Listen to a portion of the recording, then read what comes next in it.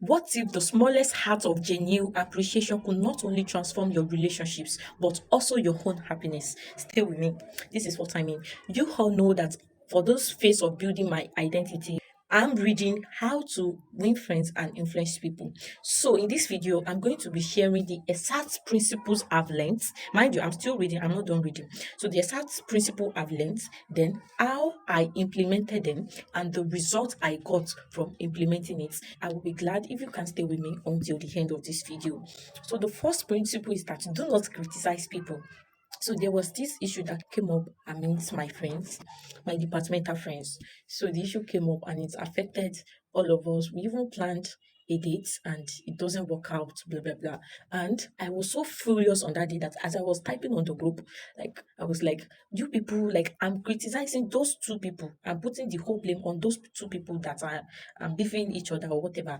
Then I was not like, wait, Shikemi, we were six. So four of us, we knew this thing has been happening, but none of us talk. We act like nothing happened. So definitely this date not working out, it did not started from when we were planning the date. It already started. We just feel like since it doesn't affect us, we don't care. So it's not like this whole thing happened because of all of us. Those who were involved in the fight or the beef, and us that knew but decided to keep our mouth shut. So I did not put the blame on anyone. I'm free with every one of them.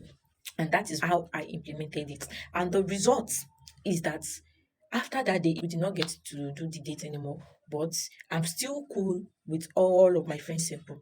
Me putting the blame on someone, or if I decided to criticize someone and not criticize someone, it might have led to something.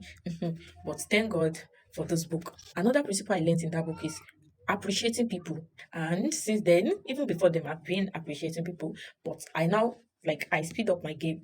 So I appreciate people. They'll be like, oh, you are looking so beautiful. And whenever I say that to someone, I can see that their self-esteem it's increased, because I can tell, maybe someone come to our church for the first time. I'll be like, oh sister, you're so beautiful, and I see that this thing is working and it is actually making me happy, because when I make people happy, oh my God, I will not be sad. I'm also happy. Another principle I've learned is that learn to call people by their first name.